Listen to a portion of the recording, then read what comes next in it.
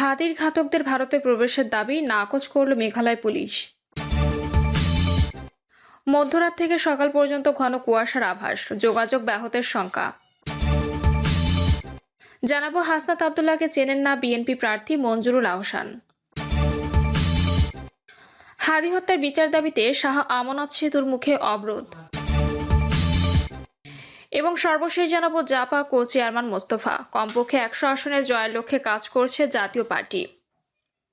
দর্শক শুনছিলেন সংবাদ শিরোনাম, এবার জানিয়ে দিব বিস্তারিত সংবাদ। তবে তার আগে অনুরোধ থাকবে ভিডিওটিতে একটি লাইক দিন এবং ভিডিও সম্পর্কে আপনাদের গুরুত্বপূর্ণ মতামত কমেন্ট করে জানিয়ে দিন।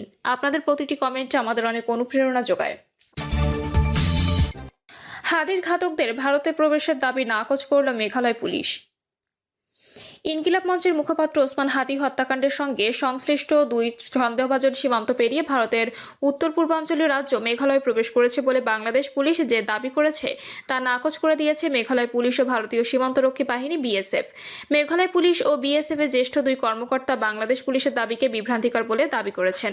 দেশটির সংবাদ মাধ্যম হিন্দুস্তান টাইমসের প্রতিবেদনে বলা হয়েছে, ওসমান হাদি হত্যাকাণ্ডে অভিযুক্ত ফয়সাল করিম, মাসুদ ও আলমগীর শেখ ময়মনসিংহ জেলার হালুয়াঘাট সীমান্ত পেরিয়ে ভারতে পালিয়ে বর্তমানে মেঘালয়ে অবস্থান করছেন বলে বাংলাদেশ পুলিশ যে দাবি করেছে। মেঘালয় পুলিশের সদর দপ্তরে এক শীর্ষ কর্মকর্তা সেই দাবি প্রত্যাখ্যান করেছেন। প্রতিবেদনে বলা হয়েছে, ঢাকা মহানগর পুলিশের কর্মকর্তাদের ওই দাবিকে অসত্য এবং সম্পূর্ণ মিথ্যা বলে অভিহিত করেছেন মেঘালয় পুলিশ। রাজ্য পুলিশের জ্যেষ্ঠ ওই পুলিশ কর্মকর্তা টেলিফোনে হিন্দুস্তান টাইমসকে বলেছেন, বাংলাদেশ পুলিশের সঙ্গে মেঘালয় পুলিশের আনুষ্ঠানিক কিংবা অনানুষ্ঠানিক কোনো যোগাযোগ হয়নি। দুই অভিযুক্তের কাউকে গারো পাহাড় এলাকায় শনাক্ত কিংবা গ্রেপ্তার করা হয়নি। এর আগে ডিএমপির অতিরিক্ত পুলিশ কমিশনার এএসএন মোহাম্মদ নজরুল ইসলাম বলেন, ঘটনার দিনই হাদিকে গুলি করা ফয়সাল করিম, মাসুদ ওরফে দাউদ ওরফে রাহুল ও মোটরসাইকেল চালক আলমগীর শেখকে শনাক্ত করা হয়। তাৎক্ষণিক তাদের গ্রেপ্তারের জন্য আইনশৃঙ্খলা রক্ষাকারী বাহিনীর একাধিক টিম কাজ করছে। তিনি বলেন, ঘটনার পরপরই ফয়সাল ও আলমগীর ঢাকা থেকে সিএনজি করে আমিনবাজারে যায়। পরবর্তীতে সেখান থেকে মানিকগঞ্জে কামালপুর যায়। সেখান থেকে পূর্ব পরিকল্পনা অনুযায়ী প্রাইভেট কারে বসে ময়মনসিংহের হালুয়াঘাটে পৌঁছে আসামিদের চিহ্নিত করার আগেই তারা সীমান্ত অতিক্রম করতে সক্ষম হয়। হালুয়াঘাটের আগে মুন ফিলিং স্টেশনে ফিলিপ এবং সঞ্জয় নামে দুই ব্যক্তি তাদের গ্রহণ করার জন্য অপেক্ষা করতে থাকে। ফিলিপ তাদের সীমান্ত পার করার পর ভারতের মেঘালয় রাজ্যে পুত্তির নামে এক ব্যক্তির কাছে হস্তান্তর করে। পুত্তি ট্যাক্সি ড্রাইভার স্বামীর কাছে তাদের হস্তান্তর করে। স্বামী মেঘালয় রাজ্যে তুরা নামক জায়গায় তাদের পৌঁছে দেয়। ডিএমপির অতিরিক্ত কমিশনার এই দাবি সরাসরি নাকচ করে দিয়েছে মেঘালয় পুলিশ।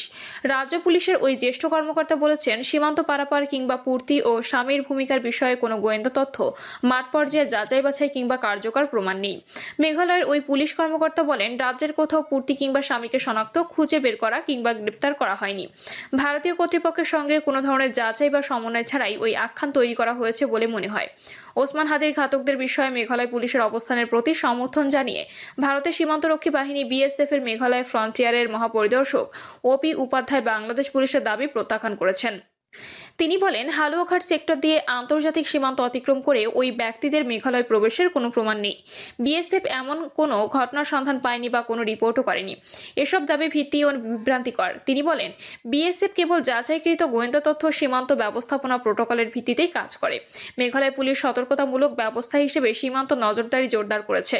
গোয়েন্দা তৎপরতা সক্রিয় এবং সীমান্ত পথ অপরাধীদের সম্ভাব্য অপব্যবহার ঠেকাতে বিএসএফ এর সঙ্গে ঘনিষ্ঠভাবে সমন্বয় করা হচ্ছে বলে জানিয়েছেন তিনি। মেঘালয় পুলিশ ও বিএসএফ বলেছে, তারা বাংলাদেশি কর্তৃপক্ষের সঙ্গে সহযোগিতার জন্য উন্মুক্ত রয়েছে, তবে প্রতিষ্ঠিত আনুষ্ঠানিক চ্যানেলের মাধ্যমে যাচাইকৃত তথ্য ছাড়া কোনো পদক্ষেপ গ্রহণ করবে না। মধ্যরাত থেকে সকাল পর্যন্ত ঘন কুয়াশার আভাস, যোগাযোগ ব্যাহতের শঙ্কা। মধ্যরাত থেকে সকাল পর্যন্ত সারা দেশের কোথাও কোথাও মাঝারি থেকে ঘন কুয়াশা পড়তে পারে বলে জানিয়েছে আবহাওয়া অধিদপ্তর। সংস্থাটি বলছে, এই সময় বিমান, নৌ পরিবহন এবং সড়ক যোগাযোগ ব্যবস্থা সাময়িকভাবে ব্যাহত হতে পারে। সন্ধ্যা 6টা থেকে পরবর্তী 24 ঘন্টায় আবহাওয়ার পূর্বাভাসে একথা জানান আবহাওয়া অধিদপ্তরের আবহাওয়াবিদ শাহনাজ সুলতানা। পূর্বাভাসে বলা হয়েছে, অস্থায়ীভাবে আংশিক মেঘলা আকাশ সহ সারা দেশের আবহাওয়া শুষ্ক থাকতে পারে। সারা দেশে রাত ও দিনের তাপমাত্রা প্রায় অপরিবর্তিত থাকতে পারে। কুয়াশাচ্ছন্ন আবহাওয়ার কারণে দেশের অনেক জায়গায় শীতের অনুভূতি অব্যাহত থাকতে পারে। আরও বলা হয়েছে, মধ্যরাত থেকে সকাল পর্যন্ত সারা দেশের কোথাও কোথাও মাঝারি থেকে ঘন কুয়াশা পড়তে পারে এবং কোথাও কোথাও দুপুর পর্যন্ত তা অব্যাহত থাকতে পারে। ঘন কুয়াশার কারণে বিমান চলাচল, অভ্যন্তরীণ নৌ পরিবহন ও সড়ক যোগাযোগ ব্যবস্থা সাময়িকভাবে ব্যাহত হতে পারে। হাসনাত আব্দুল্লাহকে চেনেন না বিএনপি প্রার্থী মঞ্জুরুল আহসান। জাতীয় নাগরিক পার্টির দক্ষিণাঞ্চলের মুখ্য সমন্বয়ক ও কুমিল্লা 4 আসনের সংসদ সদস্য প্রার্থী হাসনাত আব্দুল্লাহকে চেনেন না বলে মন্তব্য করেছেন একই আসনের বিএনপি থেকে মনোনীত প্রার্থী ইঞ্জিনিয়ার মঞ্জুরুল আলম চৌধুরী।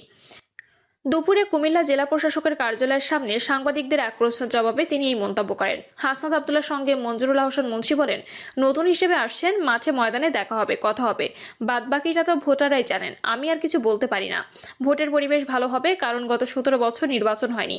এবার মনে হয় ভোট দিয়ে আগ্রহটা বেশি হবে। ভোটে কেমন প্রতিদ্বন্দ্বিতাপূর্ণ হবে জানতে চাইলে তিনি বলেন, ভোটের মাঠে লড়াই দ্বিমুখী বুঝি হবে, না ত্রিমুখী সেটি আমি বুঝি না। আমি সবসময় চ্যালেঞ্জ দিয়ে নির্বাচন করেছি। প্রতিদ্বন্দ্বী প্রার্থী হাসনাত আব্দুল্লাহ প্রসঙ্গে ইঞ্জিনিয়ার মঞ্জুরুল আহসান মুন্সি বলেন, আমার সঙ্গে ওই ছেলের পরিচয় নেই, আমি ইন্টারেস্টেড না, সবার সঙ্গে কম্পিটিশন হবে। হাদি হত্যার বিচার দাবিতে শাহ আমানত সেতুর মুখে অবরোধ। শরীফ ওসমান হাদি হত্যার বিচার ও জড়িতদের গ্রেপ্তার দাবিতে চট্টগ্রামের শাহ আমানত সেতুর মুখে অবরোধ কর্মসূচি পালন করেছেন ইনকিলাব মঞ্চের স্থানীয় কর্মী সমর্থকেরা। শুরুর দিকে সেতুর মুখে সড়কের একপাশে অবস্থান নিলেও পরে উভয় পাশে অবস্থান নেন তারা। এতে চট্টগ্রামের সঙ্গে কক্সবাজার, বান্দরবান ও দক্ষিণ চট্টগ্রামের বিভিন্ন উপজেলার গণপরিবহন চলাচল বন্ধ হয়ে যায়। সেতুর দুই পাশে শত শত যানবাহন আটকা পড়ে, এতে ভোগান্তিতে পড়েন যাত্রীরা।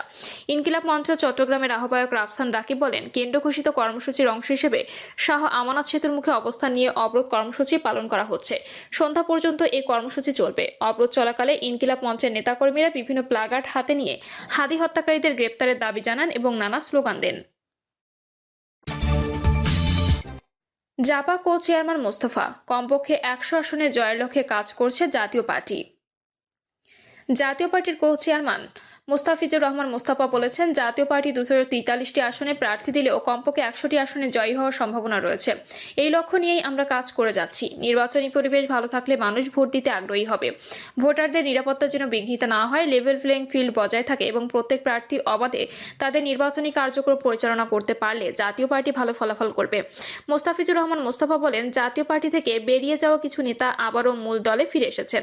তাদের মধ্যে কয়েকজন দলের মনোনয়ন পেয়েছেন। যারা নির্বাচনে জয়লাভ করতে পারবে কিংবা মূল প্রতিদ্বন্দ্বিতায় থাকতে পারবে তাদেরই মনোনয়ন দেওয়া হয়েছে। আমরা রংপুর 1 আসন ব্যারিস্টার মঞ্জুর আলীকে প্রার্থী হিসেবে মনোনয়ন দিয়েছি। তার আসনে জয়ের মধ্য দিয়ে জাতীয় পার্টির জয়যাত্রার সূচনা হবে। তিনি আরো বলেন, আমরা চাই দেশের আইন শৃঙ্খলা পরিস্থিতি ভালো থাকুক। কেউ নির্বাচনী আচরণবিধি লঙ্ঘন করলে নির্বাচন কমিশন যেন তার বিরুদ্ধে ব্যবস্থা নেয়।